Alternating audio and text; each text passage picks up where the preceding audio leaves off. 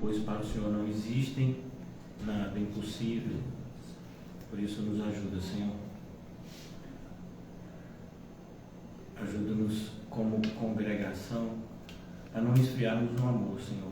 Pelo contrário, à medida que as provas se agigantem, que as dificuldades aumentem, o nosso amor por Ti aumente também. Pois é pelo Teu amor por nós que permanecemos firmes nas mais turbulentas tempestades. É a Tua graça que nos sustenta. Louvado seja o Seu nome, para sempre, Senhor Jesus. Amém? E graças a Deus. Amém, irmãos? Amém. Hoje a gente vai tentar concluir essa passagem aqui em João, capítulo 4. O nosso estudo, os irmãos sabem, no livro de Atos, capítulo 8. Mas em Atos capítulo 8 nós nos deparamos com o evangelismo em Samaria. A promessa do Senhor Jesus começa a se efetivar, que o evangelho ele se espalharia pelo mundo inteiro, começando de Jerusalém, depois Samaria e daí então até os confins da terra. Só que agora nós, guiados pelo Espírito Santo de Deus, somos chamados a aprender a evangelizar com Jesus. Por quê? Porque para que a obra do evangelismo possa se concretizar, nós precisamos ser transformados antes. Existem muitos conceitos e preconceitos que precisam ser destruídos antes que a gente venha de fato a se entregar completamente à obra do Senhor. Eu queria convidar vocês, a gente vai meditar na parte final aqui do Evangelho de João 4 hoje, mas eu convido vocês a abrirem comigo na carta que Paulo escreve a Timóteo, a segunda carta de Timóteo. A Timóteo, essa carta tão importante para nós, não que as outras não sejam, mas assim, uma carta que de fato mostra a realidade na igreja dos últimos dias, como eles são difíceis, né? Como a maldade se multiplica e ela cresce muitas vezes dentro da própria igreja, a ponto de ocorrer traições entre aqueles que antes se consideravam irmãos. Então aqui em 2 de Timóteo, o apóstolo Paulo, ele diz no versículo 5 do capítulo 4, o capítulo 4 é o último capítulo da carta, são as últimas palavras do apóstolo Paulo, que dentro de pouco tempo, segundo a doutrina e a história da igreja nos ensina, que ele foi martirizado em Roma, logo depois de ter escrito essa carta, pouco tempo depois. Então o apóstolo Paulo está escrevendo para Timóteo. Essas são as últimas palavras de um dos homens que mais de perto andaram com Jesus. E aqui no versículo 5 do capítulo 4, ele diz: tu, porém, se sóbrio. Perceba que aqui o apóstolo Paulo está apresentando uma conexão adversativa, no sentido de que a realidade do versículo 3 em diante, que diz assim: pois haverá um tempo em que não suportarão essa doutrina. Será que a gente já chegou esses dias? Alguma dúvida? Com certeza chegamos, e já chegamos há algum tempo nesses dias, onde a grande maioria, a maioria esmagadora do movimento evangélico não suporta a sã doutrina. É impactante isso, né? Às vezes a gente tem esse ambiente tão saudável, né? Às vezes a gente não vê isso, né? Como é saudável isso que a gente tem aqui. E quando você se depara, né, seja por meio das mídias sociais, da própria televisão, ou pelo contato físico com alguém, né, de outra igreja, a gente vê como esse movimento está indo de mal a pior, né? As pessoas estão sem freios, literalmente. Parece que a Bíblia, ela a cada dia tem sido colocada de lado e as pessoas estão brincando, né, de ser seus próprios deuses. Haverá um tempo em que não suportarão essa doutrina, pelo contrário, cercar-se-ão de mestres segundo as suas próprias cobiças. Então, o que é que fabrica os falsos mestres? A cobiça dos falsos crentes. Então as pessoas, é o que a gente chamaria até, a gente conhece isso no meio secular, né? É a lei da oferta e da procura. Então se existe procura, vai existir oferta. A gente vê isso na questão do tráfico de drogas, por exemplo, né? Então, assim também é no sistema religioso.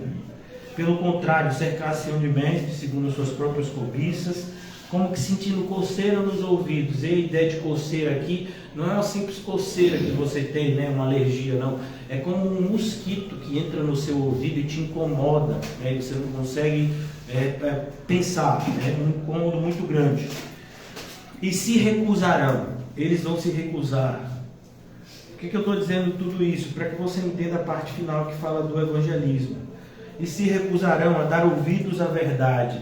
Eles não se recusam a serem evangelizados, entre aspas, né? Então, se a gente fizesse uma cruzada e a gente fizesse um louvorzão e a gente falasse que Jesus vai abençoar todo mundo, talvez o bairro inteiro amasse o que a gente fez, né?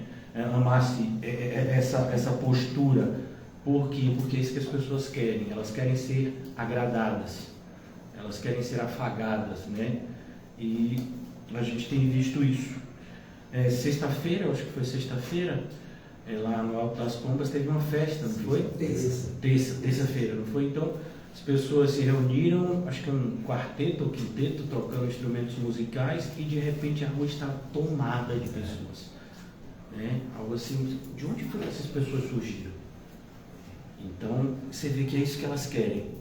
Se a gente oferecesse a mesma coisa com uma roupagem religiosa, aquelas mesmas pessoas elas viriam, porque as pessoas querem isso, né? Essa suposta alegria. E ainda mais se você disser que Deus vai abençoar ela, mesmo ela vivendo uma vida completamente afastada dele. Por isso que o movimento religioso está dessa forma, enchendo estádios de futebol, enriquecendo os seus líderes, a ponto de eles terem dinheiro de comprar canais de televisão, pagarem horários caríssimos na TV, na rádio, investirem grandes somas de dinheiro em programas, né, em todo tipo de mídia. Por quê? Porque isso dá retorno. Então, isso já foi predito. As pessoas se recusam a dar ouvidos à verdade. Então, mas se você disser qualquer coisa, qualquer meia-verdade, elas vão amar. Principalmente a meia-verdade, porque a meia-verdade é muito mais perigosa do que a mentira aberta. É como Jesus que nos disse: olha, o lobo é perigoso, mas muito mais perigoso é quando o lobo se disfarça de ovelha, porque ele consegue chegar perto do rebanho. O lobo, enquanto lobo, as ovelhas elas podem ver o lobo e fugir, mas se ele vier disfarçado de ovelha, ele vai chegar mais perto, ele vai causar mais dano. Então, a mentira disfarçada de verdade é a que causa mais dano. Por isso que a mentira religiosa é algo assim tão agressivo. Muitos não entendem. Muitas vezes as pessoas não compreendem a postura e fica parecendo que aquilo que a gente prega aqui, mas como é que vocês pregam contra os próprios evangélicos? Vocês deveriam se juntar a eles. Vocês não são evangélicos aqui também? Não, nós somos evangélicos aqui, mas a maioria dos evangélicos não são. E alguém tem que dizer isso. Então, é preciso que a gente seja firme, porque é muito difícil a gente manter essa firmeza, porque emocionalmente a gente fica abalado, principalmente quando isso acontece com pessoas próximas a nós. A gente tem que dizer verdades que doem para essas pessoas e a gente fica abalado, mas a gente tem que se manter firme. É isso que Paulo está falando para Timóteo. As pessoas vão chegar até você, até mim, até nós, e vão querer ouvir de mim, de você, fábulas. Vou dizer uma dessas: o purgatório. O Brasil ainda é um país que a maioria é católica, se identifica como, apesar de muitos católicos serem não praticantes, mas se identificam como. E segundo o credo católico, existe um lugar chamado purgatório. O que acontece? As pessoas são batizadas ainda infantes, né? Os católicos são batizados bebê. E, segundo o credo católico, se você é batizado, você não vai para o inferno, porque você tem uma aliança com Deus por meio do batismo. Então, como você também não pode ir para o céu, porque você tem muito pecado, né, para ser expiado, então você vai para esse lugar chamado purgatório. Purgar significa pagar mesmo. Então você ficaria naquele lugar sofrendo alguns anos, centenas de anos, milhares de anos, mas finalmente quando você terminasse de pagar pelas coisas ruins que você fez, você iria para o céu. E aí você diz assim, mas que loucura, pois é. E eles têm o Novo Testamento igual o seu, igual o meu. E aí anos depois, pessoas advindos desse movimento, surge o Espiritismo. Por isso que a gente vai ver que tem o Evangelho segundo o Espiritismo, que vai mais além, não tem nem purgatório. O que é que tem? Reencarnação. Mas se você prestar atenção, a doutrina espírita é muito próxima do purgatório católico, porque fala também dessa questão das boas obras, elas salvarem ou não salvarem. Então, segundo a doutrina espírita, se você é uma pessoa que faz boas obras, você vai morrer e você vai ter uma vida melhor, você vai reencarnar em um plano melhor na próxima vida. Então tudo isso são fábulas, e as pessoas gostam de ouvir. Para a maioria das pessoas isso faz mais sentido do que a verdade que a gente apresenta, porque as pessoas são inclinadas à mentira, elas são inclinadas a isso. Basta a gente olhar para as festividades. Então como é que uma pessoa em sã consciência ela paga milhares de reais para ir atrás de um caminhão com uma caixa de som? É isso que é um trio elétrico, é um caminhão com uma caixa de som. E as pessoas pagam milhares de reais, correndo risco de vida, e diz que isso é alegria.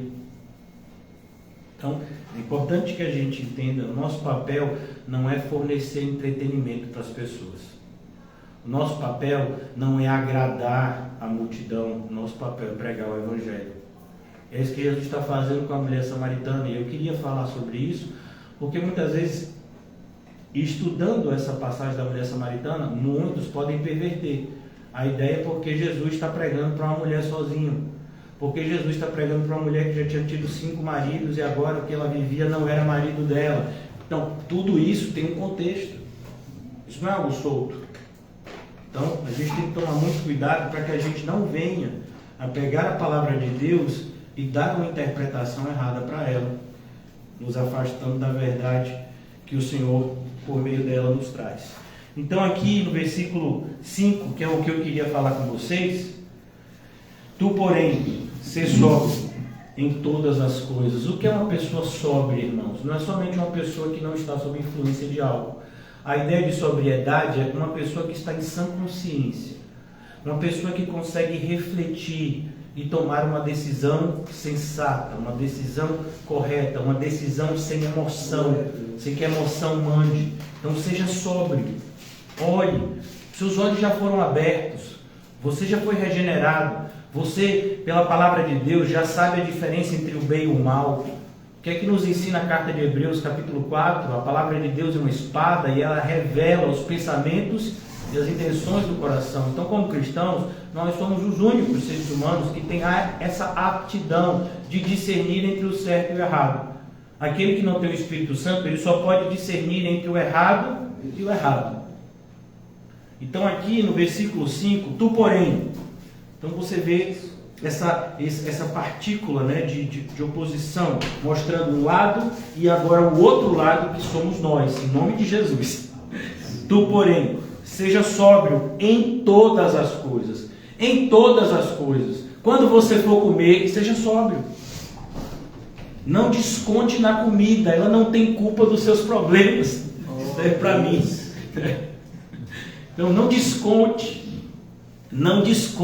na plantinha, não desconte na lata de lixo. Seja sóbrio em todas as coisas, né? Suporta as aflições. As aflições vão vir. Adianta fugir? Não, elas nos alcançarão. Então, suporta as aflições. Isso significa que a gente não vai orar? Claro que a gente vai orar. Isso significa que a gente não vai pedir ajuda a Deus? Claro que a gente vai pedir. Ele vai nos consolar, Ele vai nos dar força para suportar. Ele não vai dar força no sentido de mimar a gente. Ó, você é o meu queridinho, você não vai passar por isso. Não, não é assim que Deus age com os seus filhos. Porque Ele sabe o bem que as aflições fazem para a gente, elas nos amadurecem. Então aqui, suporta as aflições, faz E é isso que eu queria falar com vocês. Pastor, mas o senhor falou de tudo isso só para chegar aqui? Pois é, tá vendo? Faze o trabalho de um... Mas vem cá, Timóteo não é pastor? É. Mas todo cristão, seja pastor, seja... ele é evangelista. Dependente da função, se você é um ministro de louvor que bota blusa de botão e faz live, né? Não importa, você é evangelista. Você está levando a luz. Você trabalha, você é luz no seu trabalho. Você está na escola, você é luz na sua escola. Você está na faculdade, você é luz na sua faculdade. Você está no supermercado, você é luz no supermercado. Onde você for, você tem que ser luz. Às vezes você tem que ser sal. E perceba que esses dois elementos, eles não são criados, por assim dizer, para si mesmos. Olha que coisa interessante. O que é que a luz faz? Ela ilumina. Mas ela ilumina ela? Não, ela ilumina o ambiente. O que é que o sal faz? Ele salga ele? Não, ele salga o alimento. Então tudo que você junta com o sal interage com aquele alimento e realça o sabor. Não é assim? Então a mesma coisa somos nós. Por isso que Jesus disse, nós somos a luz do mundo, nós somos o sal da terra. Então aqui ele diz, cumpre o trabalho de um evangelista. Você e eu, todos nós somos evangelistas. Então não tem isso. Ah, fulano é um evangelista na igreja. Sim, todo mundo é. Filipe, o evangelista. Filipe era diácono. E ele evangelizava também, como todos evangelizavam. Às vezes a gente confunde evangelizar com evangelizar em público. Evangelizar em público é apenas uma modalidade de evangelismo. Você tem um evangelismo pessoal, você tem um evangelismo público. Como é o evangelismo público? Você junta, sei lá, 10, 15, 20 pessoas, 3 pessoas, 3.000 pessoas e você traz a mensagem. Mas todos somos evangelistas no ônibus, andando de bicicleta, furou o pneu, alguém está lá, você está trocando o pneu da pessoa. Seu pneu está furado espiritualmente? Como é que você está andando? Você não sabe se for esse pneu e não for um livramento de Deus? Um caminhão ele pegar lá na frente, para onde é que você iria?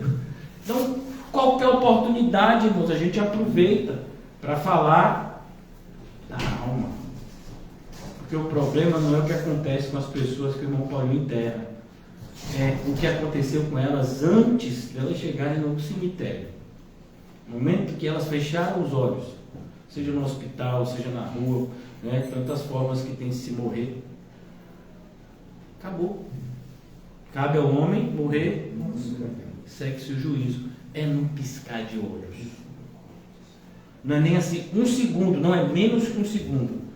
Se você for no Google e você perguntar quanto tempo é o piscar de olhos, são milésimos de segundos. É isso que a Bíblia diz, que a gente vai levar daqui para lá. A viagem da gente. Tem gente que diz, tem um túnel e a gente vai andar pelo túnel. Eu não sou muito dessa versão, não. É um piscar de olhos. Está aqui, já não está mais. Está onde agora? Está no Lago de Fogo. E agora? E tem um monte de anjo, está levando você para o céu. Não foi assim com Lázaro? Então, a gente está querendo essa segunda. Em nome de Jesus. Vamos lá. Trabalho de um evangelista. Esse é o nosso trabalho, irmãos. A gente está aqui na terra, a gente tem que se entregar a isso. E só tem dois tipos de pessoas. Na igreja, inclusive. Aqueles que estão evangelizando e aqueles que estão atrapalhando. Você é parte. Você é que grupo?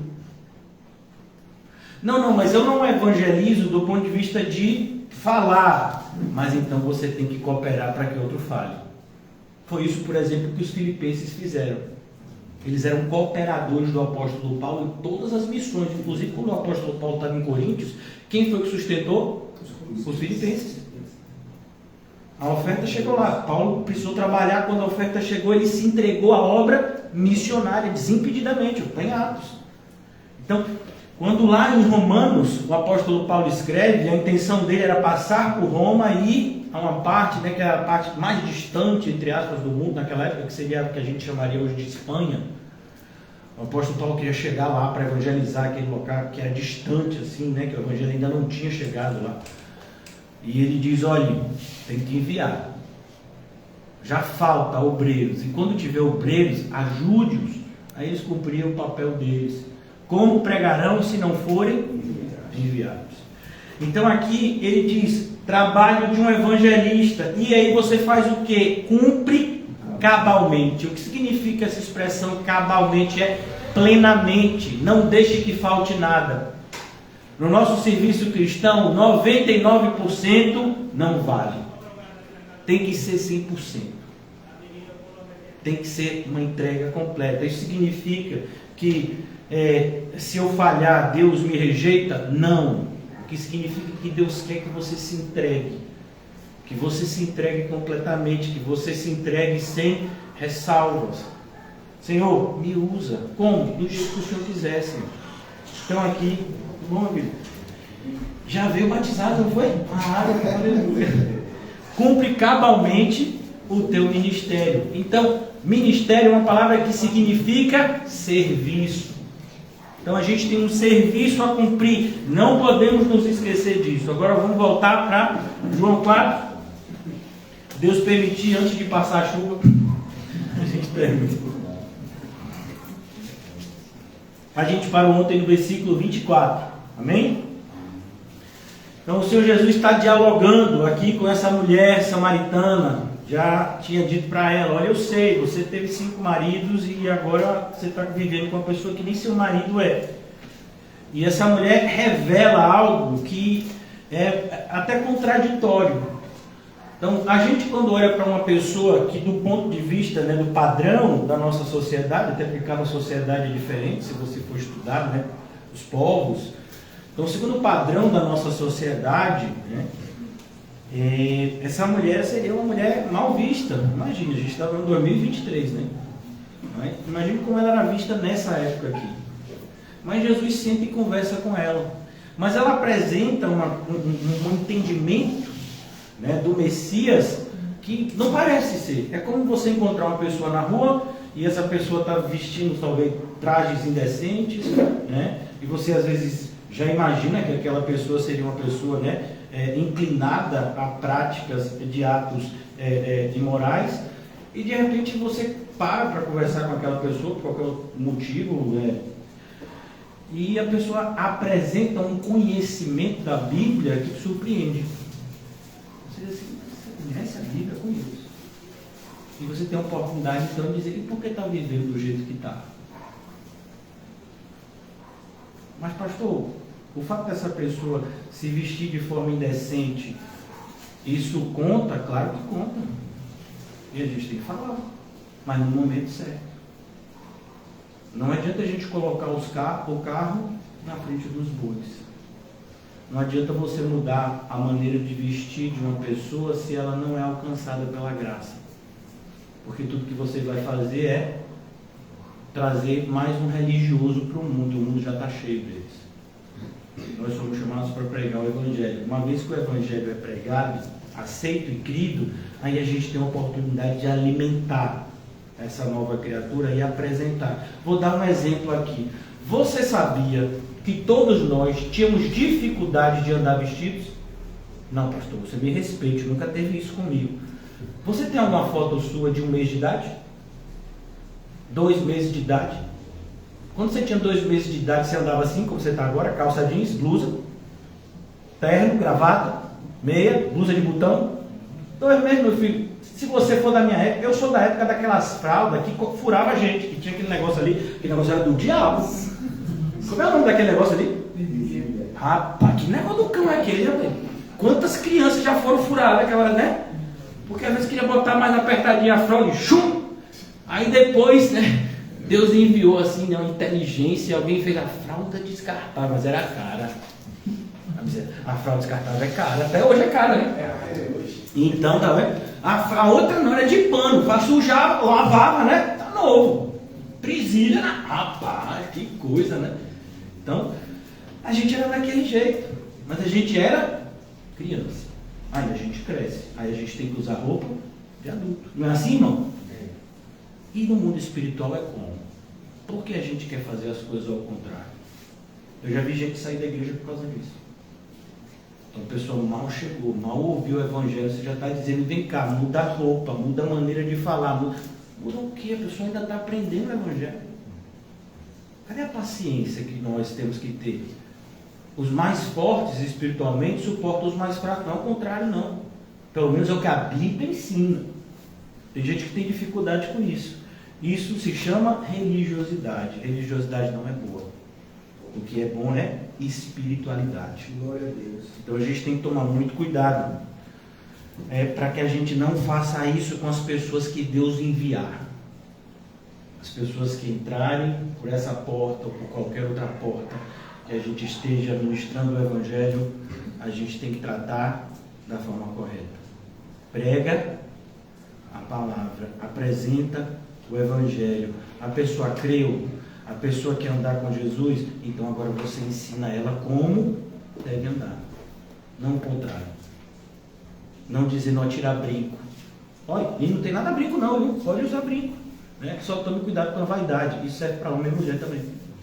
Então a gente tem que tomar muito cuidado para que a gente não haja de maneira religiosa, em vez de agirmos de forma espiritual. Por isso que em 1 Coríntios, o apóstolo Paulo diz, o cristão, aquele que é cristão, ele tem a mente de Cristo, ele discerne, ele sabe a diferença entre cada coisa, entre cada tempo.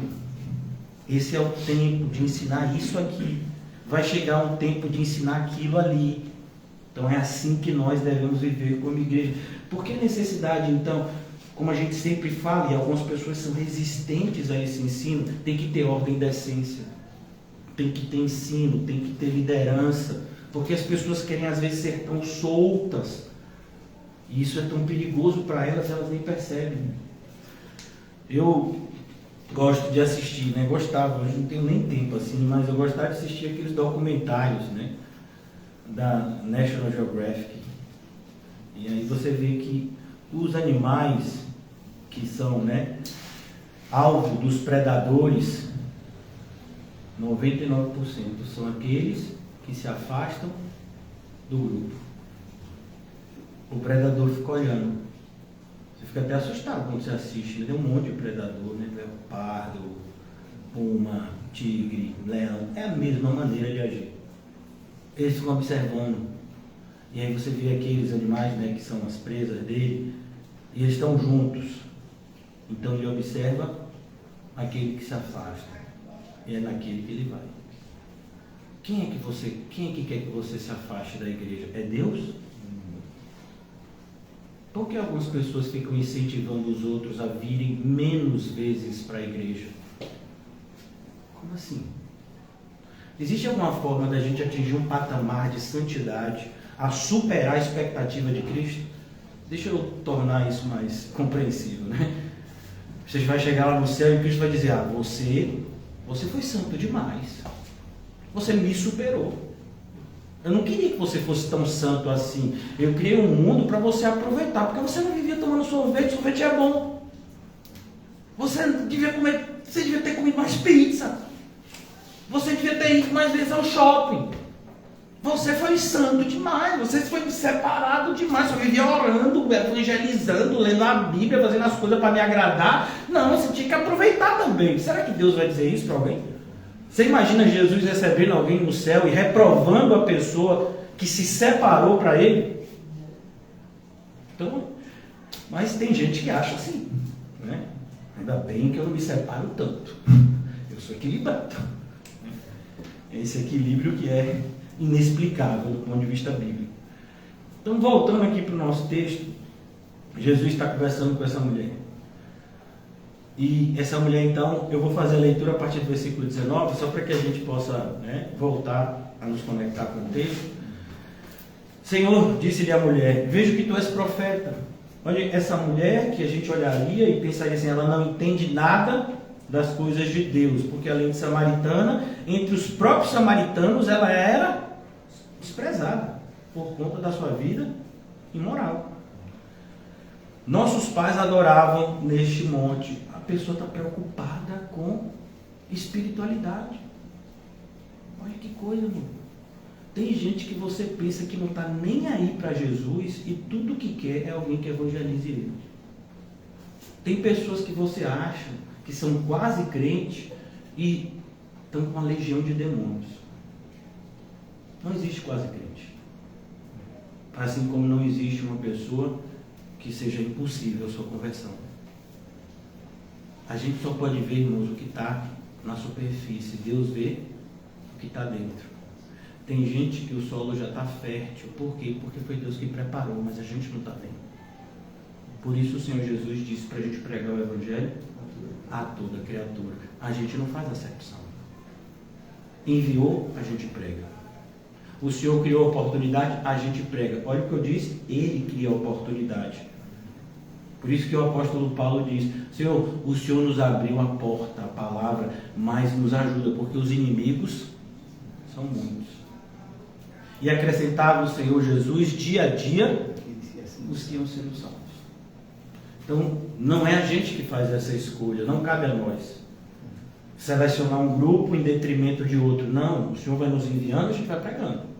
O Senhor vai trazendo as pessoas, a gente vai pregando. Então, nós somos servos e deveríamos estar muito felizes com isso. Nós não somos senhores da obra. Nós não somos conselheiros de Jesus. Não, quem somos nós para dar um conselho para Ele? Ó Jesus, eu não quero me intrometer não, mas se eu fosse o Senhor, eu jogava a semente ali. Não, irmão, quem manda a gente jogar a rede é Ele. E normalmente Ele manda jogar a rede num lugar que a gente jamais jogaria, né? E dá peixe quando Ele manda a gente jogar? Dá, meu filho, dá de bocado, viu? Então, nós não aconselhamos a Deus. Quem somos nós para isso? Mas o que a gente tem visto hoje de fórmulas mágicas para evangelismo virou brincadeira. Você entra na internet, tem mais de 50 mil formas de você ter sucesso evangelizando. Isso não é bíblico. Evangelismo é um semeador que sai para semear. O solo que vai cair não é com a gente. É com quem? É com Deus. Então aqui ele está lançando a semente em um solo que é fértil e que ninguém diria que seria fértil. E ela está lá, declarando: nossos pais adoravam neste monte, no vós, entretanto, dizeis que em Jerusalém é o lugar onde se deve adorar. Disse-lhe Jesus: mulher, podes crer-me, que a hora vem, quando nem neste monte, nem em Jerusalém adorareis o Pai. Vós adorais o que não conheceis, nós adoramos o que conhecemos, porque a salvação vem dos judeus. Jesus está dizendo, não é que os judeus são um povo especial, ele está dizendo, o Messias vem dos judeus. Quando houve aquela cisão, reino do norte, reino do sul, lembram-se? Os samaritanos são um povo misturado. Eles não mantiveram a palavra pura que eles receberam no Antigo Testamento, mas misturaram e transformaram em um culto misto. Mas alguns que o Senhor mesmo guardou, mantiveram essa palavra. E Jesus vem desse grupo. Quando Jesus é apresentado no templo ainda bebê, tem um homem crente lá chamado Simeão. O senhor de idade diz: agora pode me despedir, Senhor, em paz. Eu vi a tua salvação. Então, o Senhor sempre tem e terá os seus eleitos em qualquer época, em qualquer lugar. Vós adorais. Versículo 23. Mas vem a hora, olha que maravilha, e já chegou, em que os verdadeiros adoradores adorarão o Pai em espírito e em verdade. Então, qual é a única forma de adoração que Deus aceita? Em espírito e em verdade. Aqui a gente pode tirar um conceito a respeito daquilo que não é adoração aceita por Deus, a adoração feita na carne. Vou dar um exemplo. O que é uma adoração carnal? É uma adoração pela emoção. Vamos imaginar que eu combino com o irmão Comon, com a irmã Rita, falo também com o Reginho, Diz: ó, irmão, semana que vem a gente vai deixar tudo na meia luz. Sabe como é meia luz? Aquela luz assim, Aí eu vou fazer um jogo de luzes. Eu vou falar com o irmão Reginho para ver se ele arranja aquele gelo seco, para parecer que a gente está nas nuvens, sabe? Então assim, pra gente entender, sabe, a gente se sentir meio que numa nuvem espiritual, e a gente se emociona. Isso é carne. Aqueles testemunhos que se dão nas igrejas, né? E as pessoas choram. Isso é carne. O que de fato tem que nos impactar é a palavra de Deus. Aleluia. Se a palavra de Deus não traz você para Deus, nada vai trazer. Você traz alguém para a igreja por conta de algum argumento emocional, essa pessoa vai embora quando a emoção passar. Vou dizer uma forma, por exemplo, tem gente que vem para a igreja porque está gostando de alguém que é crente. Então, agora eu quero ser crente, porque tem uma pessoa que eu acho, né, que Deus separou para mim que é crente. Aí no dia que essa pessoa não gostar mais, o que é que vai fazer? Vai embora. Então, eu vou para a igreja porque eu gostei da pregação. No dia que a pregação não satisfizer os ouvidos, a pessoa não volta mais. Então, o que nos atrai tem que ser a palavra de Deus. E principalmente o Deus da palavra. É Ele que nos mantém ao seu lado. Mais especificamente aos seus pés. Que é o melhor lugar onde podemos estar. Então aqui, Jesus diz, em espírito e em verdade. Então você não pode, irmãos, tirar alguma palavra. Você não pode tirar uma parte do Evangelho, uma parte da Bíblia para agradar as pessoas. É como, por exemplo, hoje você vê que grande parte do evangelismo, eles usam João 3,16. Já viu isso? Deus amou o mundo de tal forma que deu seu Filho unigênito para que todo aquele que nele crê não pereça, mas tenha... Parece que só tem João 3,16. Não tem João 3,15, não tem 14, não tem 17, não tem. Mas ainda que só tivesse o 16, se a gente presta atenção, diz, Ele amou o mundo de tal forma que deu seu Filho unigênito para que todo aquele nele cresça. Então significa que aquele que não crê, isso é interpretação de texto, irmão. Isso é até prova de vestibular. Não precisa nem assim de uma espiritualidade maior. Mas isso é o que a inclinação da pessoa para o engano é tão grande que às vezes a gente até deixa de lado capacidades intelectuais que você tem em outras áreas, mas quando chega aqui na igreja, parece que você perdeu. É todo aquele que nele crê, porque se não crê, vai perecer. Por que vai perecer? Porque a gente já nasceu morto em delitos e pecados. Aí você fala isso para alguém, a pessoa vai gostar? Não. Mas tem que falar. Principalmente se você fala para uma pessoa que vive uma vida correta. Uma pessoa, vamos imaginar uma pessoa casada, uma pessoa fiel no seu casamento, uma pessoa que paga as suas contas em dia, uma pessoa que procura manter os seus relacionamentos, né, afetivos em ordem, tratando as pessoas com respeitabilidade e moralidade, e você vira para essa pessoa e você vai para o inferno do mesmo jeito. Que é aquele que é adulto, que é aquele que não paga ninguém, que é aquele que briga com todo mundo, você vai inventando. Eu não. Eu vivo uma vida totalmente diferente. Não é a sua vida. É o que a vida de Jesus fez com a sua vida que conta. Porque a parte de Jesus, até as nossas boas obras são más.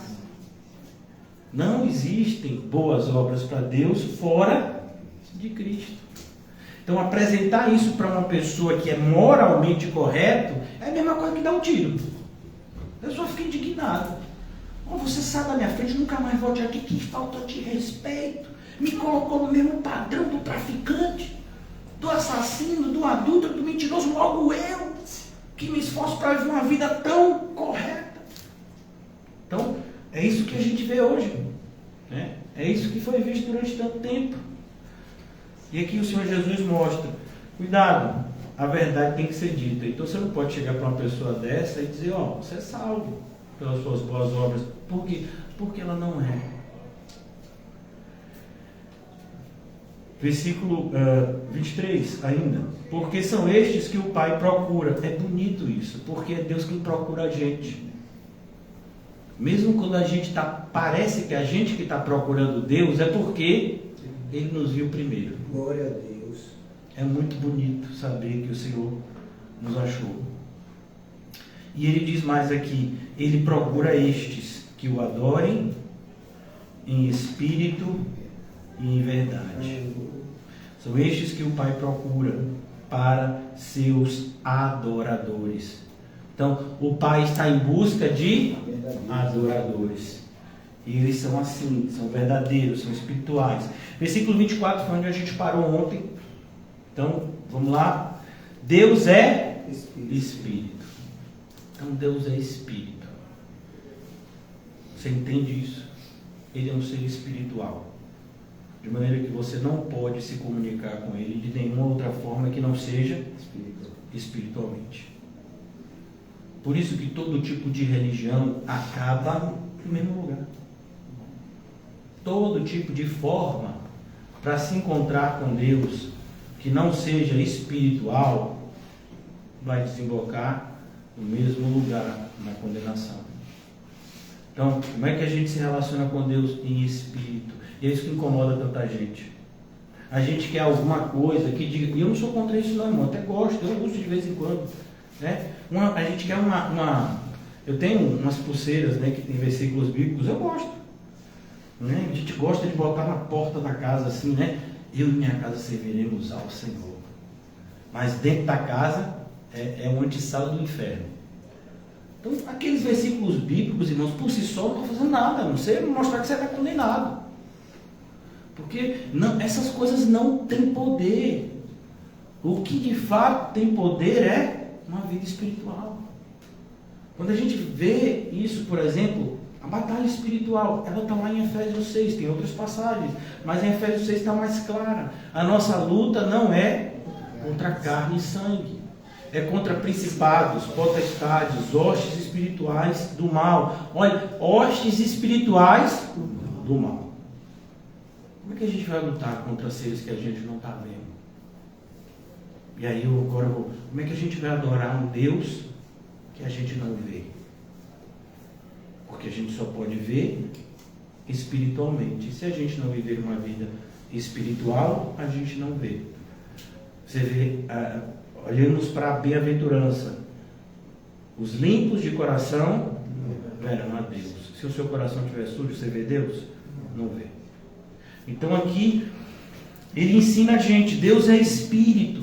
Importa que os seus adoradores o adorem em espírito. Percebeu a repetição? A repetição até hoje, irmãos, é a melhor forma de ensino. Então, se você for na escola hoje, primeira, segunda, terceira, quarta série, hoje já não chama mais assim, né? É primeiro ano, segundo ano, terceiro ano. É repetição. Então você vai ver lá como é que uma pessoa aprende a fazer equações matemáticas, repetindo. O professor passa lá 100 equações matemáticas para você fazer, muito parecidas umas com as outras.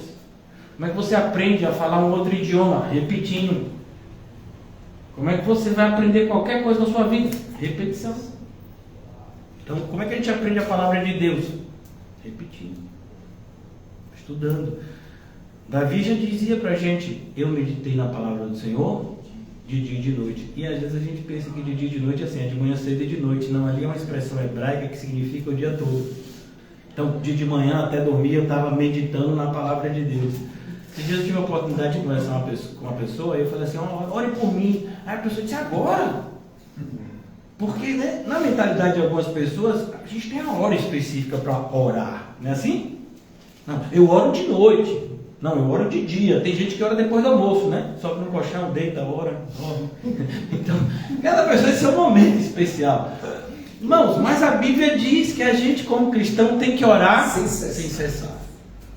Então, vamos imaginar como o Paulo está chegando no trabalho. O que é RU? Oração.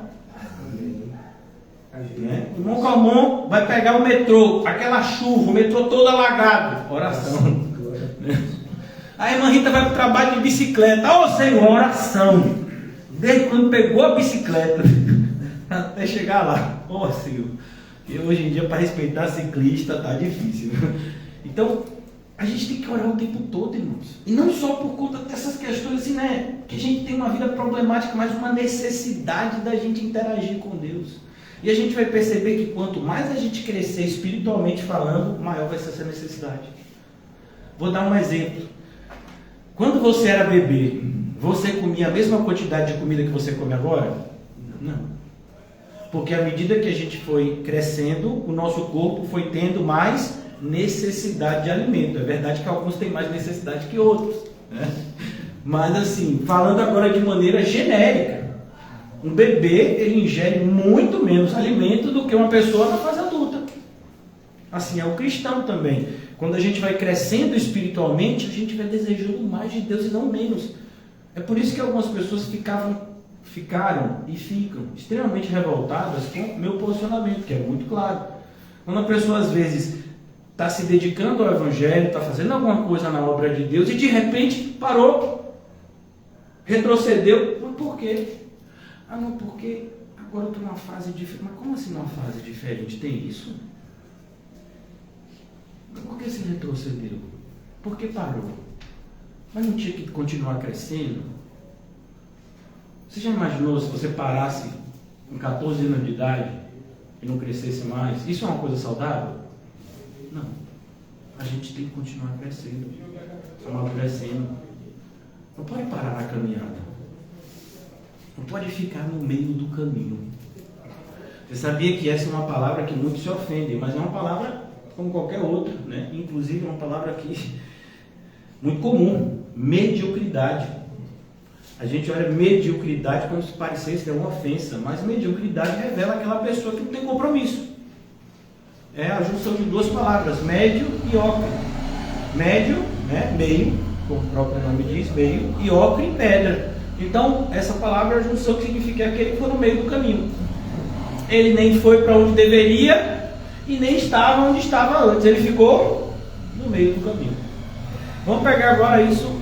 A pessoa que vai atravessar a rua e que decide parar no meio do caminho, o que vai acontecer quando o sinal abrir? Vai ser bom? Não. Imagine. No meio do caminho. É onde a maioria dos evangélicos estão hoje. No meio do caminho. Não tem, às vezes, coragem, né? Não é nem coragem, né? Mas eles não têm um padrão de loucura de dizer assim, vou abandonar Deus de vez. Agora é mundo. Já fui. Não tem coragem de fazer isso. Mas tem menos coragem ainda de dizer, não, agora eu vou me entregar ao Senhor completamente. Porque se é para ser crente, eu vou ser de verdade e o Senhor vai me ajudar. Aí fica no meio. É como uma pia entupida. Você já viu uma pia entupida, um vaso entupido? O que é aquilo? Alguma coisa está obstruindo a passagem da água. Você se tornou isso. Quando você para no meio do caminho, você atrapalha o fluxo. Sabia disso? Aqueles que param no meio do caminho, eles estão atrapalhando. Eles nem entram e nem deixam entrar aqueles que queriam entrar. Por isso que não existe, irmãos, neutralidade. Não tem aquela pessoa na igreja, não, eu nem atrapalho nem ajudo. Você atrapalha. E atrapalha muito. Você está entupindo o fluxo. Ali é para passar.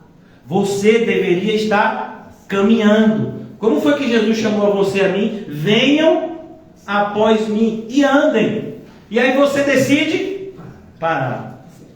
E aí quem está atrás? Vai parar também? Você já viu aquele pessoal? Tem umas pegadinhas, né? Em filme, essas coisas assim. Filme não, né? Esses programas de televisão. De repente uma pessoa, 2 ou 3 pessoas param e começam a olhar para cima. Daqui a pouco tem 20 olhando para cima.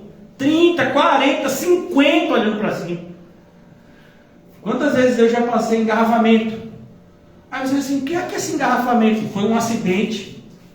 Numa via, tinha 3 vias livres. Mas o que acontece? Todo mundo que passa perto freia para ver o que aconteceu. E aí atrapalha todo mundo que está atrás. E aí eu quero te perguntar, diante disso que ficou claro agora, né? Você é um atrapalhador ou um ajudador da obra? Porque se você está parado, você está atrapalhando. Aí são essas coisas que fazem com que as pessoas fiquem com raiva do pastor. Mas eu estou falando uma mentira? O que eu estou falando não é bíblico? Ou é bíblico? É bíblico, irmão. E eu desafio alguém a dizer que o que eu estou falando não é bíblico e me provar biblicamente com argumentos bíblicos. Mas por que as pessoas não costumam falar isso? Porque ofende, incomoda. Porque a grande maioria faz assim: chegou na igreja, deu aquele choquinho, eu quero fazer alguma coisa, eu quero fazer alguma coisa, eu vou trazer um bolo, eu vou trazer um café, eu quero ajudar, viu, irmã Rita? Vou ajudar você. 2 semanas depois, rapaz, eu não tenho mais tempo, entrei num negócio agora, não dá mais para fazer aquilo, vamos ver se nas férias eu te ajudo. Como assim? O resto para Deus? Não, meu filho, pode pegar e levar de volta. Pastor, como é que você fala assim? Vai ofender as pessoas. E eu vou deixar as pessoas ofenderem Deus e vou ficar calado. Esse é o meu papel de pastor. Então, é assim que a gente fala. A gente precisa pregar a verdade. O que Jesus está dizendo para essa mulher aqui está doendo. Sabe o que Jesus está dizendo para essa mulher? Toda a sua fé, até hoje, era falsa. Toda vez que você ia no Monte Gerezim, toda vez que os seus ancestrais foram lá, eles foram adorar falsos deuses. É como se chegar num católico e dizer que adora Maria. Toda adoração mariana é falsa. Você acha que essa pessoa vai ficar feliz com você? Não vai. Mas você está mentindo para ela ou está falando a verdade? Claro que você não vai evangelizar. Vai chegar na casa da pessoa e dizer: estátuas demoníacas. Não. Você está evangelizando, a pessoa já creu, aí você pode tocar até nesse assunto. Antes nem adianta. Mas vai chegar um momento, à medida que você vai ensinando o evangelho, que vai ardendo, irmão. Vai doendo. Por quê? Porque é a destruição que precede a construção. É quando você vê uma casa, uma casa ruída, que não presta para nada, os fundamentos estão todos corrompidos, tem que fazer o quê? Destruir tudo. E começar do zero. Novos fundamentos. Para poder então construir. Quando a gente está lá martelando e destruindo, dói. Então quer dizer que o que eu fazia antes era tudo do diabo? Era. Até minhas boas obras, pior ainda. Porque você achava que eram boas. Então, é isso que Jesus está dizendo para essa mulher. Você não me conhecia, a sua adoração não era espiritual, não era na verdade, não era aceita. Mas agora pode ser. Você se arrepende, crê na verdade, então você pode ser salvo, mesmo você que é samaritana. Independente da vida que você viveu no passado, se no presente você crê, tudo se fez novo. Isso é maravilhoso, por isso é boa notícia. Isso é evangelho. Mas só existe boa notícia para quem compreende a notícia ruim. Quem não compreende a notícia ruim, a notícia boa não é boa. Então aqui, Deus é Espírito, importa que os seus adoradores o adorem em Espírito e em verdade. Eu sei, respondeu a mulher, que há de vir o Messias, chamado Cristo. Ela sabia até o nome. E ele estava lá na frente dela e ela não estava enxergando. A gente é assim às vezes. Oh, Deus. A Bíblia está lá. Mas a gente não lê. Às vezes o pastor fala, eu aqui já devo ter falado, sei lá, uns 30, 40 versículos bíblicos por baixo, né? Rapaz, é versículo demais. Como ingerir isso? É alimento demais. Vem cá, irmão, quando você senta para comer, você pega assim 10 grãos de feijão? 10 grãos de arroz? É assim que você come? E por que tem que ser assim? 2 versículos. Eu não tenho nada. Olha, irmãos, não me interpretem mal. Não tenho nada contra devocional. Tem devocionais que são maravilhosos. De Spurgeon mesmo. Eu gosto muito de qualquer literatura vinda de Spurgeon. É muito edificante, pelo menos para mim. Mas a gente não vive de devocional, irmão. Obreiro aprovado é aquele que manuseia bem. Como é que você vai viver de devocional? Você já imaginou? Se você ler um versículo por dia, quantos dias você vai ter que viver para ler a Bíblia toda? Você vai chegar a esse cálculo, você vai me dizer depois. Irmãos, você vai ter que viver no mínimo uns 500, 600 anos. Você tem certeza? E você acha que uma leitura da Bíblia já vai lhe dar conhecimento? Pessoas que viveram antes de nós, leram a Bíblia 20 vezes seguidas e disseram: estou arranhando a superfície. Estudiosos. Então, não, é porque você sabe como é. Eu quero um versículo que é para abençoar o meu dia. É brincadeira isso, irmão. Não, você tem que compreender a Bíblia. E tem que compreender a Bíblia. E tem que ser toda. Não é nem só o Novo Testamento, não. É a Bíblia toda. Se você não conhecer, por exemplo, Gênesis, você vai ficar boiando em algumas coisas do Novo Testamento. Apocalipse, então, você não vai entender quase nada. Você tem que estudar a palavra de Deus. Tem que separar tempo para isso. Então, Deus é Espírito. Importa que seus adoradores o adorem em Espírito e em verdade. Eu sei, respondeu a mulher, há de vir o Cristo, o Messias, chamado Cristo. Quando ele vier, nos anunciará todas as coisas. E ele está lá, e ele está anunciando, e ela nem vê. Às vezes vai acontecer isso com a gente também. A gente está anunciando as boas novas para a pessoa, e a pessoa olha para você e para mim e diz: eu já conheço a palavra. Ah, você conhece a palavra? Qual? Condenação? Porque uma pessoa que estuda a Bíblia, que diz que conhece a palavra, ela nunca estudou a Bíblia. Olha, irmão, foi um filósofo. Por que eu estou falando isso? É porque assim, me envergonha. Um filósofo que não era cristão, que não acreditava no Deus de Israel, muito pelo contrário, grego, que disse: só sei que nada sei. Platão. Irmãos, é um filósofo. Chegou à conclusão da complexidade da criação, do universo. Como o universo é complexo, para a gente chegar e dizer que conhece alguma coisa profundamente, conhece o quê, irmão? A gente vai pegar, por exemplo, a área da medicina, não tem mais médico. Hoje em dia, o médico, ele não é nem especialista em perna, ele é especialista em joelho. Não, joelho. Você chega lá com um ortopedista e diz: não, aí o seu caso é especialista de mão. Daqui a pouco vai ter especialista de dedo mindinho. É problema de dedo mindinho? Especialista de dedo mindinho. Porque cada vez mais as pessoas chegam nessa conclusão. Que as coisas são complexas. Por quê? Porque Deus é muito maior do que a gente imagina. Aí a gente tem a coisa mais difícil do mundo nas nossas mãos. O Espírito Santo está aqui nos ajudando do lado. Sem ele a gente não vai saber para onde vai. E a gente acha que 5 minutos foi o suficiente. Quem é que fica feliz com isso? O diabo. Quem fica feliz com o nosso despreparo é o diabo. Ele torce para que a gente seja despreparado, para que as ciladas dele funcionem. Se a gente não tem preparação, se a gente não tem conhecimento de Deus, a gente vai cair em toda cilada que ele fizer. A gente nem vai identificar a cilada. A gente vai chamar anjo caído de anjo de luz. A gente vai chamar espírito imundo de melhor amigo. Por quê? Porque a gente não deu atenção à voz do Senhor. Essa é a realidade do movimento evangélico de hoje. Superficial. As pessoas querem mais sentir do que saber. Enquanto a gente vê no Novo Testamento: eu sei. O que Deus quer que você conheça a Ele. Conhecer e prosseguir em conhecer ao Senhor. Então aqui essa mulher, ela está conhecendo. E o conhecimento que ela recebe do Senhor não é em vão, como a gente vai ver. Mulher, versículo 25, respondeu: eu sei, mulher, que o que há de vir, o Messias chamado Cristo, quando ele vier, a mulher respondeu: nos anunciará todas as coisas. Disse Jesus: sou eu.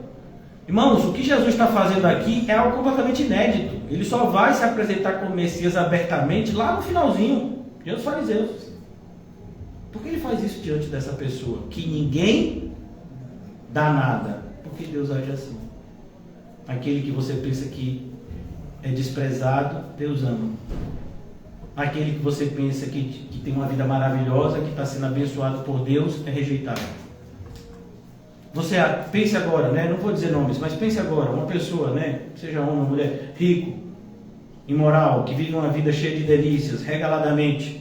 Você olha para a vida dessa pessoa, Deus é na vida dessa pessoa. Essas pessoas, se bobear, tem até pastores particulares, líderes espirituais que oram por eles. Mas você acha que essa pessoa é abençoada mesmo? Para onde você acha que essa pessoa vai quando tudo terminar? Então, quando Asaf estava pensando errado, o que foi que Deus fez para consertar a visão de Asaf? Mostrou o fim de todas as coisas. Aí Asaf diz, o negócio é diferente. Então é ir morar no céu. Por isso ele começa dizendo no Salmo, bom é Deus com Israel. Israel nesse sentido, o povo eleito. Porque eles vão morar no céu. Qualquer tipo de delícia que nos distrai aqui na terra, nos tira o nosso foco de Deus, não é bênção, é maldição. Porque nos distrai e a gente não pode andar distraído. A gente tem que andar vigilante. Orai e vigiai sem cessar. Então, para que a gente possa concluir, que a gente tem a live. Eu sei, versículo 26, disse-lhe Jesus, eu sou o que falo contigo. Nesse ponto, chegaram os seus discípulos e se admiraram de que estivesse falando com uma mulher. Olha, se hoje para a gente já seria, a gente visse um irmão de repente evangelizando, uma pessoa, é o aconselhável? Não. Pode acontecer, pode como exceção. Então, é bom que estejamos de 2 em 2. Essa é a regra. Pode acontecer alguma exceção? Pode, a gente tem que ter muito cuidado. Porque o mundo espiritual é real, e a gente sabe, uma mulher, por exemplo, lá em Filipenses, que vivia dizendo que o apóstolo Paulo e Lucas, eles eram o quê? Servos de Deus Altíssimo. Ela estava falando isso da parte de quem? Do diabo. Então a gente tem que ter muito cuidado. Mas pode acontecer isso? Pode, como exceção, não como regra. Então a gente tem que viver de forma espiritual para saber discernir. Saber discernir cada momento, cada ação em um momento específico. Vamos imaginar, aspirina é um remédio, é ou não é? Mas ele cura toda doença? Não. Tem doença que aspirina não serve para nada. Então é a mesma coisa, a gente tem que tomar cuidado. Tem momentos que a gente tem que fazer algumas coisas, mas tem momentos que a gente não deve. Então, cuidado. Neste ponto chegaram os seus discípulos, se admiraram que ele estivesse falando com uma mulher. O que a gente tem que tomar cuidado, mais cuidado também, é não sermos preconceituosos, mas sermos cuidadosos. E ser preconceituoso e cuidadoso são coisas completamente diferentes. Então a gente olha para todas as pessoas e a gente olha para as pessoas como pecadores que precisam, como nós, da graça e da misericórdia do Senhor o tempo todo. Mas isso nos faz cuidadosos com a gente e com qualquer tipo de palavra que a gente vai direcionar aos outros, que a gente vai ouvir, como a gente vai se comunicar. Então, cuidado, a vigilância, a prudência são sempre necessários, principalmente na obra que a gente está fazendo, que é espiritual, e nós estamos lutando contra seres espirituais do mal, extremamente ardilosos. Então Jesus, nesse ponto chegaram os seus discípulos, nenhum disse nada, mas eles ficaram, que perguntas, ou por que falas com ela? Versículo 28, quanto a mulher deixou o seu cântaro, olha, a mulher entendeu, ela disse que aquela água que ela foi buscar já não era a coisa mais importante do mundo. Ela já percebeu aqui que importante foi a água que ela tinha acabado de receber. E o que ela vai fazer? Ela vai ser uma fonte. Ela vai passar essa água. Você é um canal entupido? Ou você é um canal que a água está fluindo? Nessa mulher ela está fluindo. Olha a diferença. Precisou alguma coisa? Ela flui. Quem move as nossas ações? Quem deveria mover as nossas ações? O Espírito Santo. A gente não deveria tomar determinadas atitudes porque elas são inteligentes. Não, eu fiz os cálculos e a atitude correta é essa. Ô irmão, Deus, Ele gosta de pegar os sábios na sua própria sabedoria. Então, Platão naquele dia, ele não vai poder usar a frase dele. Eu só sei que nada sei. Não, tem uma coisa que você deveria saber. Você, Platão, como todos os outros, sabem que existe um Deus porque eu plantei isso dentro de vocês. E vocês não me buscaram quando deveriam. Está lá em Romanos. né? Capítulo 1. Então aqui, neste ponto, chegaram seus discípulos. Quanto à mulher, deixou seu cântaro, versículo 28. Foi à cidade e disse àqueles homens, olhe, ela disse àqueles homens, quem? Aqueles que desprezavam ela. Então, se a pessoa despreza você e a mim, isso vai impedir a gente de evangelizar? De jeito nenhum. A gente vai pregar a toda criatura. Se a gente pregar e as pessoas escarnecerem da gente, pregou. Já foi. O que a gente não vai fazer é continuar pregando. É como se a gente tivesse notificado. Agora a gente vai para outros lugares. Mas a gente tem que pregar a toda criatura. Então, quanto a mulher, deixou seu cântaro, foi, disse àqueles homens, vinde comigo e vede um homem que me disse tudo quanto tenho feito. Perceba que ela ainda está compreendendo as verdades espirituais que o Senhor Jesus estava apresentando para ela. Será este, porventura, o Cristo? Saíram, pois, da cidade e vieram ter com ele. Eu vou pular aqui, irmãos, porque eu vou deixar a outra parte, se Deus permitir, para amanhã. Mas eu queria concluir hoje aqui no versículo 39, tá certo?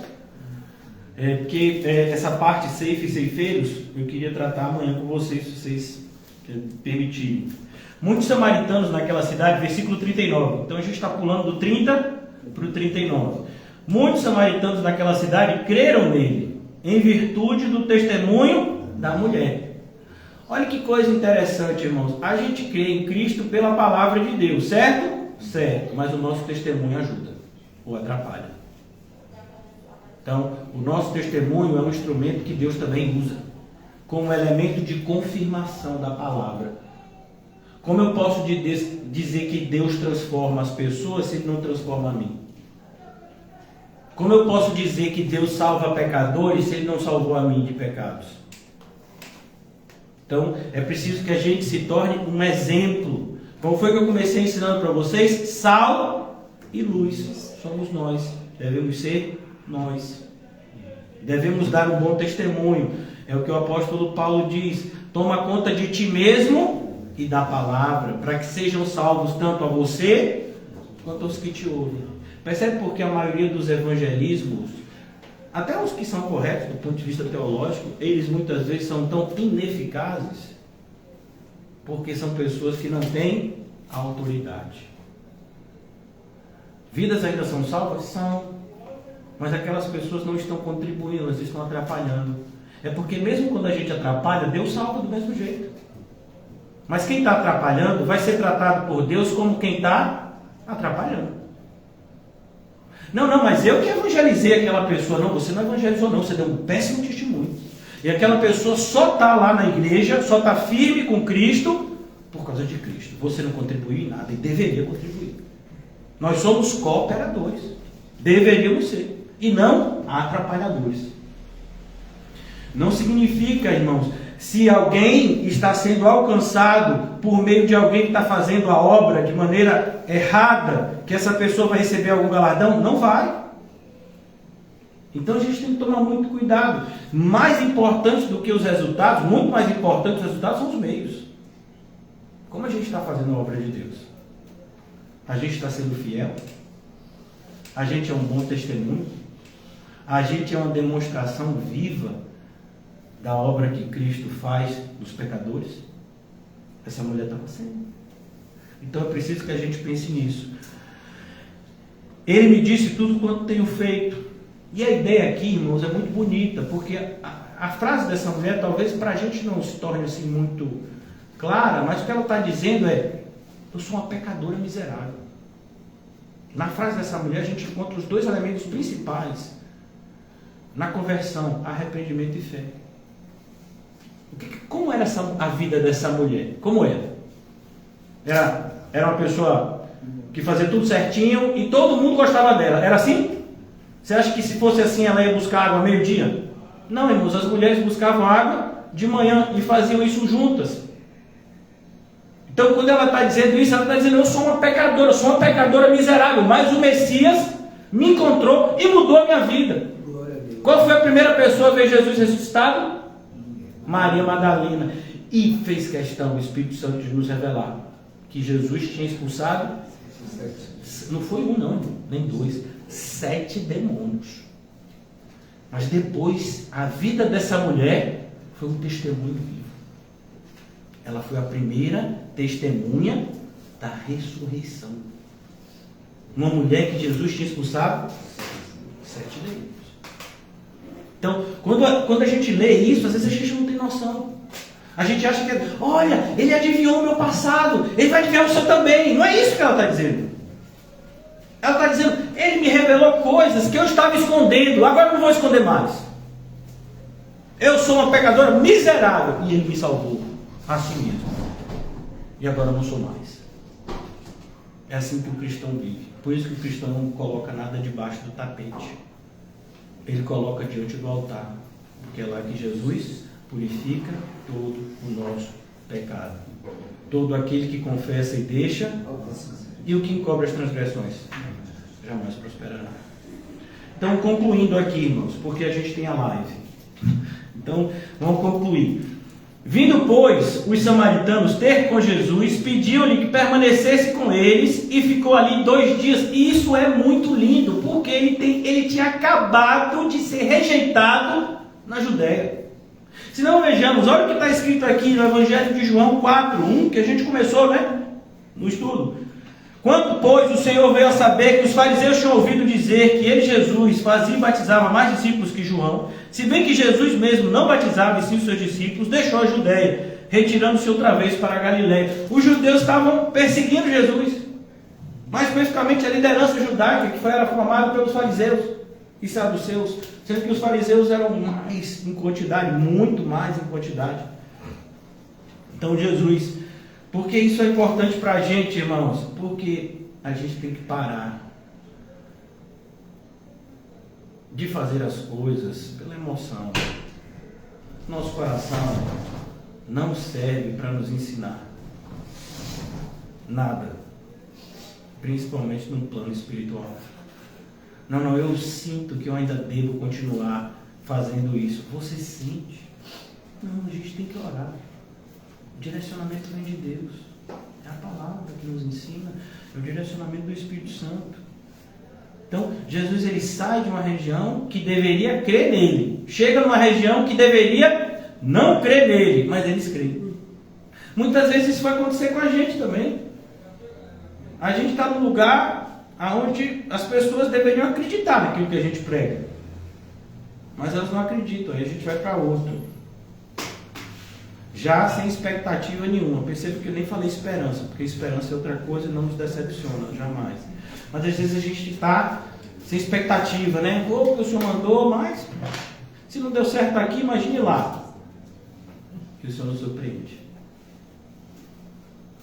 Por isso que é tão importante a gente saber se a gente está sendo guiado pelo Espírito Santo ou se são as nossas emoções que estão falando mais alto. Então, se você me diz, pastor, eu não sei, aí é perigoso. Você tem que saber. O Espírito Santo, ele é inconfundível. Então, você sabe que é o Espírito Santo que está te guiando, irmão? Você sabe. Então, cuidado. Para você não viver mais na dúvida. Porque dúvida e fé são direções opostas. Concluindo. Os samaritanos pediam que ele ficasse ali. Muitos outros creram nele. Perceba, muitos outros. Foram todos? Não. Nunca vão ser todos, irmãos. Muitos são chamados, mas os escolhidos, quantitativamente, sempre vão ser poucos. Foi um avivamento aqui, glória a Deus por isso. Mas ainda é o mundo. E o mundo não vai se prostrar ao Senhor, a não ser os seus eleitos. Desse lado da eternidade, mas daquele lado todo joelho se dobrará, toda língua confessará que Jesus Cristo é o Senhor, inclusive os próprios demônios. Por causa da sua palavra eles creram e diziam à mulher, olha que coisa interessante, aquela mulher que era desprezada agora se tornou o quê? Um referencial, porque ela foi a primeira. Olha que coisa interessante, você pode se tornar essa pessoa. Você pode ser um testemunho vivo de Cristo, a ponto de pessoas não gostarem de você, mas dizer, ele é espiritual. Ele crê em Cristo. A vida dele fala isso. Eu não gosto muito dele, não vou com a cara dele. Mas é cristão. Quantos e quantos cristãos tiveram esse testemunho dos seus inimigos? Então, é preciso que a gente tenha esse compromisso com Deus, onde até os ímpios vão saber que a gente tem compromisso com Deus. Eu não creio muito no Deus que ele prega, mas ele acredita. A gente já falou de George Whitefield. Então, a gente tem que viver dessa forma, apontando para Cristo de tal forma que até os incrédulos saibam que a gente creia, mesmo que eles não creiam. Então, concluindo, diziam a mulher, já agora não é pelo que disseste que nós cremos, mas porque nós mesmos temos ouvido. Percebeu que não é entretenimento? Não, pastor, vamos fazer uma ação aqui, aquela ação. Sabe aquela ação? Fazer um negócio bacana. Vamos fazer, né? Vai ter brincadeira, vai ter palhaço, vai ter tudo que você imaginar. E aí a gente vai botar esse corre-faria a cabeça para baixo. E as pessoas vão crer. Não vão. Pode até ter muita gente. Pode até nas primeiras semanas algumas virem para os estudos. Mas depois você vai ver que vai ficar muito pouco. Então, nada pode surgir de bom daquilo que começa na carne, irmãos. Na carne não podemos agradar a Deus. Então ele diz, já agora não é pelo que disseste que nós cremos, mas porque nós mesmos temos ouvidos e sabemos que este é verdadeiramente o Salvador do mundo. Os irmãos que vão louvar podem se achegar. Então, a gente tem essa missão de mostrar para as pessoas que o Jesus que a gente crê é o Salvador do mundo. Essa é a nossa missão. Essa, assim, resumidamente, é a mensagem do Evangelho. Jesus salva pecadores. Ele salva pecadores. A preocupação de Jesus não é com o seu nome no Serasa. Não é com o seu nome na fila de algum transplante, né? A preocupação de Jesus não é se você está na fila do SUS. Ô, irmão, não é que a gente é insensível ao sofrimento humano, pelo contrário, todas essas coisas podem e devem ser apresentadas ao Senhor em oração, mas isso não é o mais importante.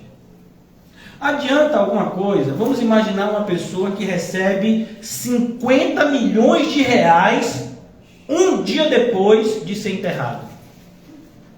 Mudou o quê? Mudou alguma coisa? Mas isso foi 50 milhões de reais. Pode trazer de volta? Então, irmãos, é isso. Não adianta a gente querer determinadas coisas, por mais que essas coisas pareçam ser necessárias, enquanto a gente não tiver plena convicção da única que é necessária, a nossa salvação. Se a gente não tiver salvo, irmãos, nada mais importa.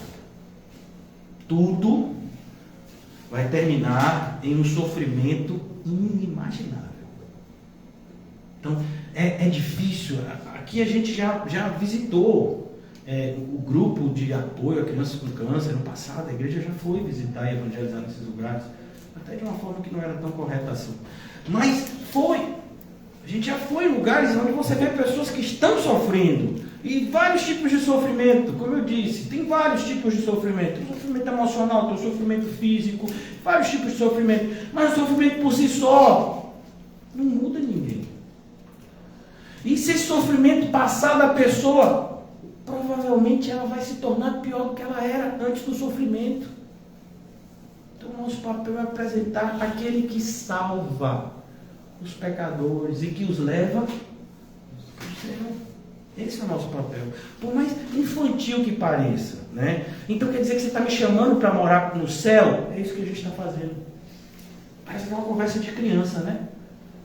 Quem dera a gente tivesse essa mentalidade de entender que o céu é tão importante, né? Como é importante para uma criança que está em idade de amamentar o seio da mãe. Quem dera a gente tivesse essa compreensão. Então é importante que a gente veja e reveja, irmãos, as nossas prioridades. Porque por mais que isso doa, o tempo de consertar é aqui.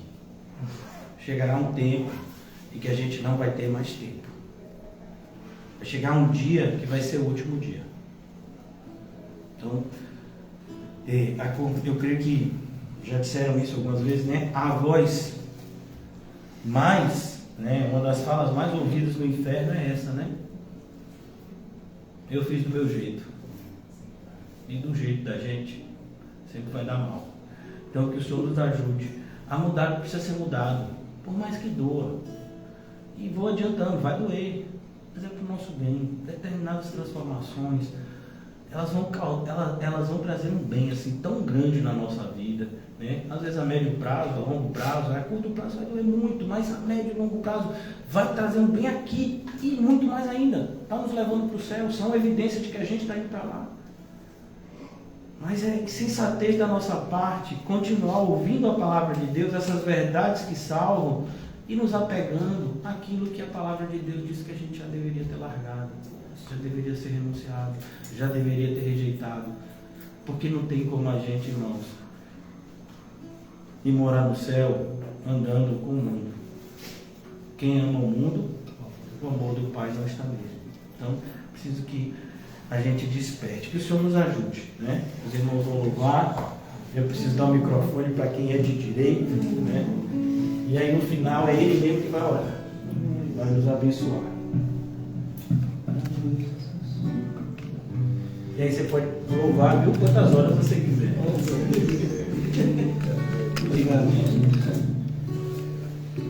Em especial, Senhor, junto com meus irmãos, eu gostaria de te agradecer, Senhor, por essa mensagem, por você ter usado o nosso pastor. Eu te peço, Senhor, que o Senhor nos ajude, Senhor, a sempre sentir sua presença, Senhor, e viver, Senhor, uma vida correta perante ti, Deus. Muito obrigado, Senhor. Por isso que estamos aqui, vamos louvar para ti, Senhor. Obrigado, Deus. Obrigado, Jesus. Eu peço que os irmãos me ajudem em nome de Jesus.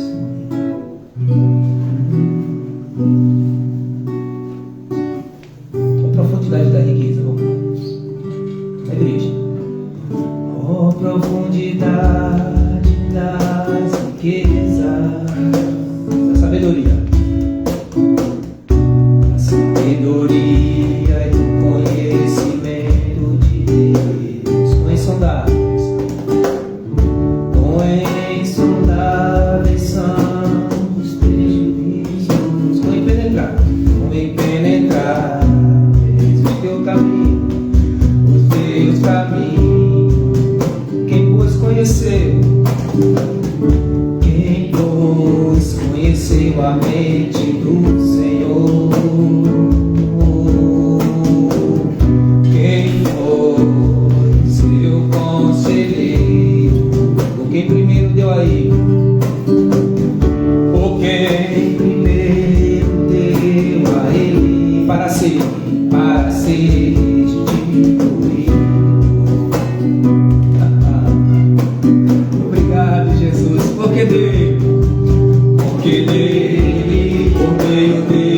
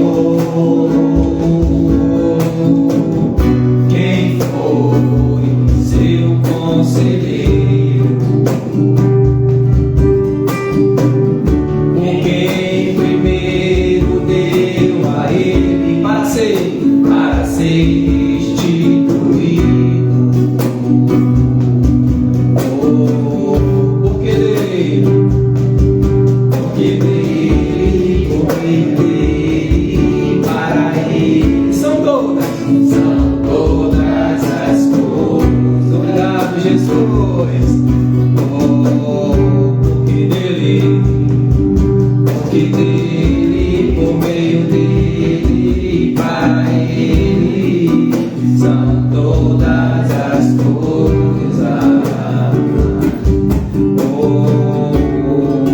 Nunca foi, não, nunca foi sobre nós. O que podemos fazer é tudo sobre o Senhor, tudo para o Senhor. Jesus não, nunca foi, não, nunca foi sobre nós. Tem o que podemos fazer é tudo sobre o Senhor, tudo para o Senhor. Jesus, Hosana, Hosana, Hosana, Hosana nas maiores alturas. Hosana, Hosana, Hosana, Hosana nas maiores alturas. Porque dele, para ele são todas as coisas. A ele toda glória é para sempre. Porque dele, por meio dele, para ele são todas as coisas. A igreja agora vai cantar assim, ó. Quando tudo diz que não, quando tudo diz que não, tua voz me encoraja a prosseguir. Quando tudo diz que não, me parece que o mar não vai se abrir. Creia nessas promessas e diga: porque não estou só. Eu sei que não estou só. O que dizem sobre mim não pode se frustrar. Ajuda-me, Senhor. Venha em meu favor e cumpra em mim teu querer.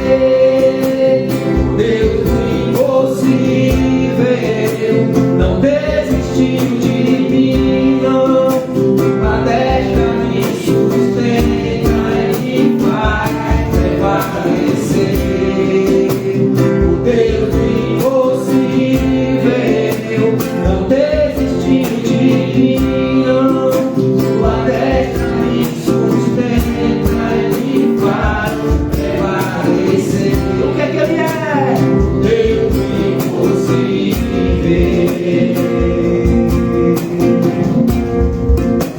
O Deus impossível. Você vai ter que dizer quando tudo diz que não.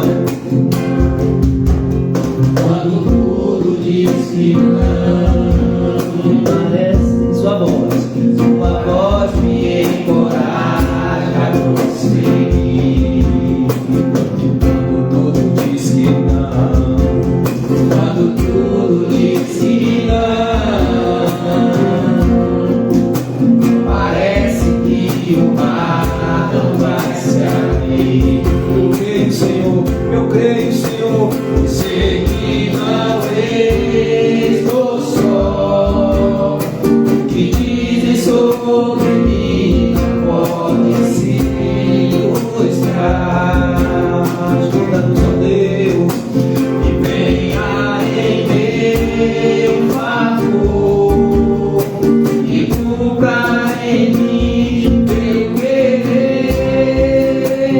Deus do impossível,